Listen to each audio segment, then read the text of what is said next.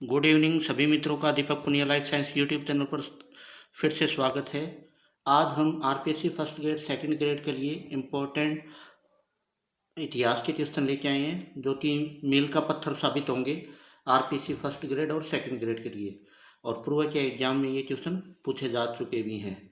जैसे इलाहाबाद स्थित अशोक का स्तंभ साम्राज्य के संबंध में सूचना देता है, तो समुद्रगुप्त के साम्राज्य के बारे में। मौर्य काल में शिक्षा का सर्वाधिक प्रसिद्ध केंद्र था तक्षशिला। बीजक किसके द्वारा रचित है? कबीर के द्वारा। शिवाजी का राज्याभिषेक हुआ था 1674 ईस्वी में। भारतीय राष्ट्रीय कांग्रेस द्वारा किसकी असफलता के बाद भारत छोड़ो आंदोलन प्रारंभ किया गया था? क्रिप्स मिशन की असफलता के बाद। हिंदू और मुस्लिम की एकता स्थापित करने के संबंध में ऐसा अवसर अगले 100 वर्ष तक नहीं मिलेगा। खिलाफत आंदोलन के संबंध में किसने ये सोचा था? ये सोचा था गांधी ने। नीमच छावनी में 1857 की क्रांति भड़कने से पूर्व भारतीय सैनिकों के कर्तव्य के प्रति वफादार रहने की शपथ को किस बहादुर सैनिक ने चुनौती दी थी? मोहम्मद अली बेग ने। 1857 की क्रांति में राजपूताना की किस रियासत के शासक की स्थिति अपने दुर्ग में बंदी के समान हो गई थी? तो कोटा के शासक की। मेवाड़ में अंग्रेजों के मध्य संधि कब हुई थी? ये संधि हुई थी 1818 ईस्वी में। गोगुंडा में किस शासक की मृत्यु हुई थी? उदय सिंह की। महाराणा प्रताप की मृत्यु कब हुई थी? जनवरी 1597 ईस्वी में। महाराणा प्रताप की उपेक्षित राजधानी थी चावंड। राजस्थान के किस स्थान को राजस्थान की थर्मोपली का उपनाम दिया जाता है? तो हल्दी घाटी को। अकबर के प्रतिनिधि के रूप में राजा प्रताप से संधि के लिए कौन गया था? तो अकबर ने 4 आदमियों को भेजा था। सबसे पहले भेजा था जलाल खां को, फिर मान सिंह को, फिर भगवंत दास को, लास्ट में गया था टोडरमल। हल्दी घाटी का युद्ध लड़ा गया था 1576 ईस्वी में। हल्दी घाटी के युद्ध में महाराणा प्रताप की सेना का अग्रभाग का सेनानायक कौन था? हकीम खां सूरी, जो कि मुस्लिम था। हल्दी घाटी के युद्ध को कर्नल टॉड ने किस नाम से संबोधित किया है? मेवाड़ की थर्मोपली नाम से। मेवाड़ का हरिद्वार किस मंदिर को कहा जाता है? मातृकुंडिया मंदिर को। तक्षशिला विश्वविद्यालय में शिक्षा का माध्यम क्या था? संस्कृत था। और ये कहाँ पे? रावलपिंडी, यानी जो भी पाकिस्तान पंजाब प्रांत में वहाँ पे स्थित है। भारत में लॉर्ड मैकाले की अंग्रेजी शिक्षा प्रणाली किस वर्ष लागू हुई? 1835 ईस्वी में। भारत में 19वीं सदी के आरंभ में पाश्चात्य शिक्षा प्रणाली पर शिक्षा प्रदान करने वाला पहला कॉलेज कहाँ खोला गया था? कलकत्ता में। 1781 में गवर्नर जनरल वारेन हेस्टिंग्स ने अपनी कंपनी सरकार का पहला मदरसा कहाँ स्थापित किया था? वो किया था कलकत्ता के अंदर स्थापित किया था पहला मदरसा 1781 में। 1792 के अंदर पहला बनारस के अंदर संस्कृत विश्वविद्यालय खोला गया, संस्कृत कॉलेज खोला गया था। संस्कृत कॉलेज 1792 में जोनाथन डक्कन ने खोला था। ब्रिटिश नीतियों के खिलाफ बारापाल, आशीष पाल, कोटड़ा, पाली, सिरोही, बांसवाड़ा, डूंगरपुर जिले के पहाड़ी अंचलों में यत्र तत्र रहने वाले किन कृषकों ने आंदोलन किया था? भीलों ने। सहायक संधि का जन्मदाता था वेलेजेली।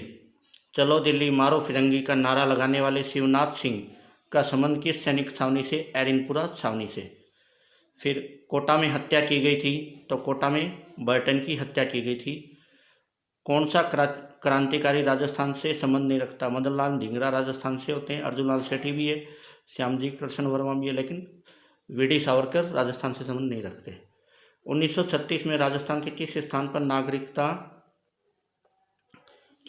नागरिकता स्वाधीनता संगठन की स्थापना हुई, लेकिन इस पर प्रतिबंध लगा दिया गया था? जोधपुर में। 1857 की क्रांति के समय कहाँ की जनता ने स्वतंत्रता संग्राम के सेनानियों को सहयोग भी नहीं दिया? जयपुर की जनता ने।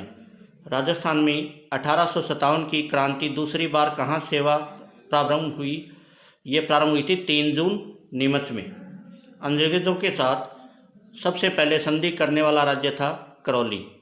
सहायक संधि अंतिम बार किसने की थी? सिरोही ने। ब्रिटिश ईस्ट इंडिया कंपनी ने देशी राज्यों के प्रति हस्तक्षेप एवं तटस्थता की नीति अपनाई थी 1805 में। 1818 में अंग्रेजों ने किस राज्य के खिलाफ से मुक्त किया था? जयपुर। 1818 में राजपूत राज्यों से संधि करने वाला अंग्रेज अधिकारी था लॉर्ड हेस्टिंग्स। राजस्थान में 1857 में विद्रोह का सूत्रपात किस तिथि से हुआ था? 28 मई से। 1857 के विद्रोही नेता तांत्या टोपे दूसरी बार राजस्थान में किस क्षेत्र में सर्वप्रथम आए थे? बांसवाड़ा में। तांत्या टोपे को किस व्यक्ति ने विश्वासघात करके अंग्रेजों के हाथों पकड़वा दिया था? नरवर के जागीरदार मान सिंह ने। निम्न में से किस स्वतंत्रता सेनानी को जिंदा जलाया गया था? यह जलाया गया था जैसलमेर में सागरमल गोपा को। किस स्वतंत्रता सेनानी की मृत्यु अजमेर में हुई थी? अर्जुनलाल सेठी की। मारवाड़ हितकारिणी सभा के संस्थापक कौन थे? जयनारायण व्यास। 1942 में किस के नेतृत्व में बीकानेर के प्रजामंडल का गठन हुआ था? रघुवीर दयाल गोयल। भारत छोड़ो आंदोलन के दौरान राजस्थान में किस स्थान पर 3 दिन तक जनता का राज रहा था? कोटा में। 1945 में डूंगरपुर के किस नेता ने प्रजामंडल का गठन किया था? भोगीलाल पांड्या। राजस्थान में बिजोलिया आंदोलन के दौरान विजय सिंह पंथिक ने एक समाचार पत्र प्रकाशित किया था, इसका नाम था केसरी। कौन सा था? केसरी। डूंगरपुर प्रजामंडल का गठन निम्न में से किस वर्ष हुआ था, जिसने वहां की जनता को जगाने तथा राजनीतिक जागृति पैदा करने की दिशा में भूमिका निभाई? 1944। अब निम्न में से कौन सा असत्य है? तो प्रताप सिंह बारहट है, ये शाहपुरा से रिलेटेड है। सागरमल गोपा जैसलमेर से। नानक जी भील ये झंडा गीत गाते थे। नानक जी भील बूंदी से रिलेटेड है। जमुनालाल बजाज